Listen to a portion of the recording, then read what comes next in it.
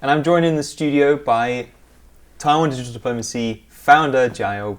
Thank you for coming. Thank you for having me. Now, first off, I think it's important, to talk about how we define these terms. And digital diplomacy is not a term that many of our viewers will be familiar with. Yeah. So, first off, what is digital diplomacy, and why does Taiwan need it? Okay. I think digital diplomacy is an approach to build global network. And by global network, I mean the global network of content sharing, because in today's era, like everyone are producing a lot of contents on social media, and some of the content they can represent your country's image. And in digital diplomacy, we are seeking like global partners to share the positive image about our country, and also we want to increase the exposures of our country in other citizens, like on social media or on traditional media, just to increase the exposure in the international world. And I think Taiwan really needs it because everyone knows Taiwan is in a very difficult situation in the international politics, and for Taiwanese, I think the young people we really have the urge to look for more chance to let foreigners to talk about Taiwan or to know more about Taiwan.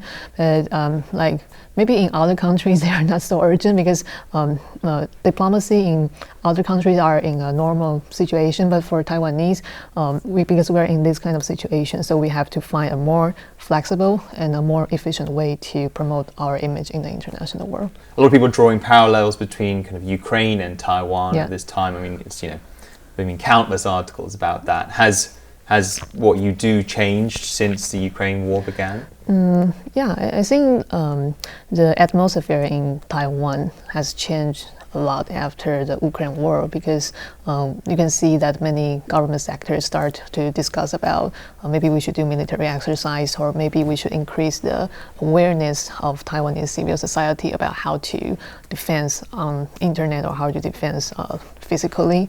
So you can see many discussion started to appear in Taiwanese civil society. So I think Ukraine war, the biggest change for us is like we started to receive some demands, like we can do research about how social media play this role in Ukraine war, and how like global politicians, they use social network to strengthen the democratic alliance. So this is something Taiwan can learn from Ukraine. That is, I would say, it changed a lot for our work. Yeah, I mean, because you make a good point that I think a lot of people talked about how Ukraine was kind of winning the battle for hearts and minds. We say, like they were, their social media content. They have that official Ukraine account. Obviously, Volodymyr Zelensky very active on Twitter as well.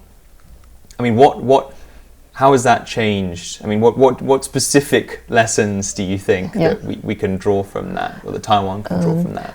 I think what we can learn from Ukraine is that how the government can collaborate with the civil society, like the way they coordinate is really well, and how to prepare ourselves for the like it might coming like some risk might coming, like international risk might coming. So how we prepare for the international conflicts, like how to prepare our civil society network, and how to prepare the information security or internet security. We can learn a lot from Ukraine people.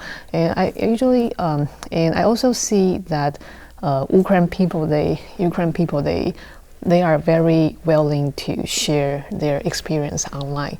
This is noble, I think, because if I'm in war, maybe I don't have the time or I don't have the mood to share everything with other people. But Ukrainian people, you can see they are really willing to share the experience to help other democratic countries. So I think Taiwanese should appreciate that and to learn more from what they share on the internet. Yeah. So, we're kind of entering an age, I think it's fair to say now, where a lot of industries are kind of, well, depending on your perspective, being democratized, where anyone now can become a singer and a famous singer without having a record deal, because social media. You can become a kind of citizen journalist just by sitting behind your computer and doing online investigations. And now, what you're doing comes across sometimes as, anyone can be a diplomat. Yes. We have this kind of citizen diplomacy. Are we entering an age now where the older traditional style of diplomacy, of kind of meetings behind closed doors and world leaders, are we entering an age where that's not so important and really it's about citizen diplomats? Or are they always going to be necessary? I think it is going to be this way.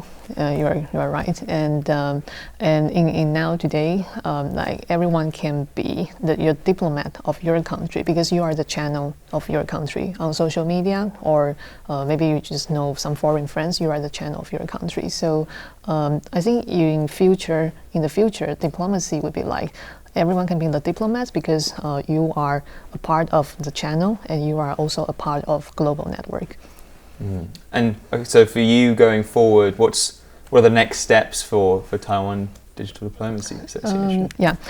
We will have a crowdfunding event in August, and we will design some courses for Taiwanese civil society, like how to create the content that international audience would like to see, and also we will have some discussion, also do some policy advices to Taiwanese government about what we can learn from the Ukraine government. So I think there are a lot of works that we are going to do, and the first thing would be like we are also helping Meta to open online courses and offline courses for all the nonprofit organization worker and foreign mission diplomats in Taiwan to discuss about how to use social media to create a stronger network together. So this is what we're going to do this year. Thank you.